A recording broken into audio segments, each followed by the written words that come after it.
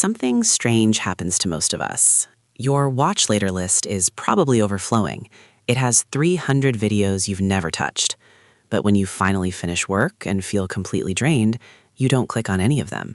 Instead, you click on that one video you've already seen 5 times, or 10 times.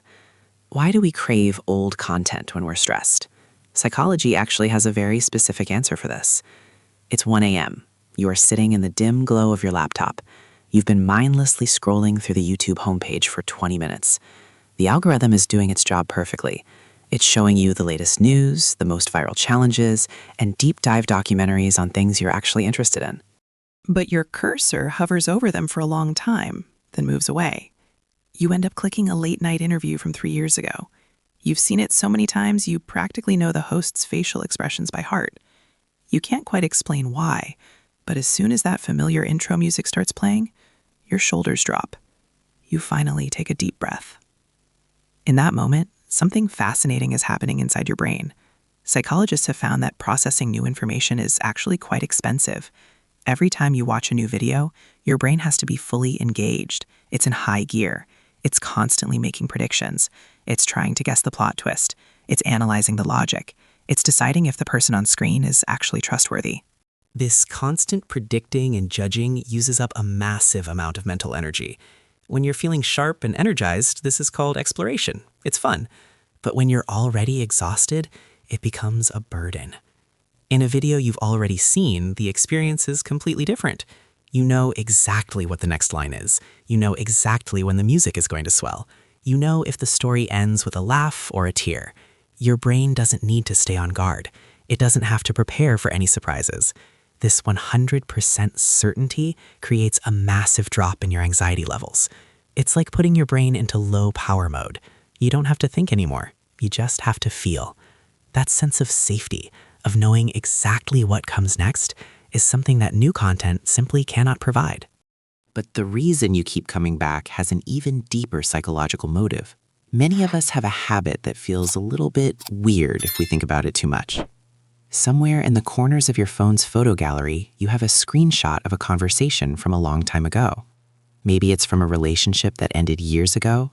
Maybe it's just a compliment or a piece of encouragement someone gave you when you were having a hard time. You don't look at it every day, but on those specific nights, the ones where you feel a bit lost or start doubting yourself, you scroll back and find it. You sit there in the dark and stare at those few lines of text for a long time. What are you looking for? You are looking for an emotion that is fixed, an emotion that won't change. Psychology calls this emotional regulation. When your daily life feels chaotic and unpredictable, when you don't know how that job interview went or how your bills will get paid or where a friendship is heading, your brain instinctively looks for something predictable to hold on to. A familiar video, a song you've heard 1,000 times, old messages.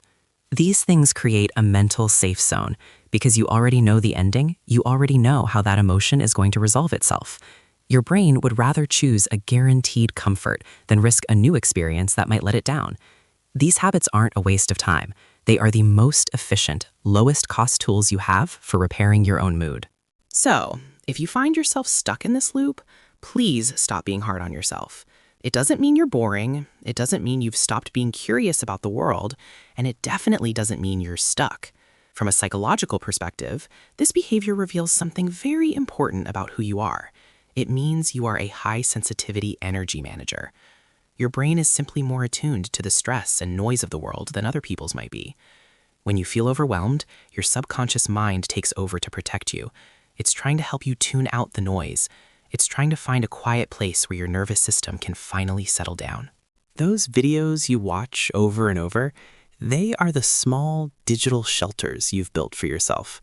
Inside those videos, there are no surprises. There are no sudden turns. There is only the comfort you've already grown to trust. I'm curious about one thing. What is that one video, that one movie, or that one song for you? The one you've seen 100 times, but you still click on it the moment things get tough. Tell me about it in the comments. You might realize that in this very crowded, very noisy world, there are thousands of other people living in that same safe house with you. I hope you have a restful night. If this helped you feel a little bit more understood, I'd love to have you back for the next one. I'll see you then.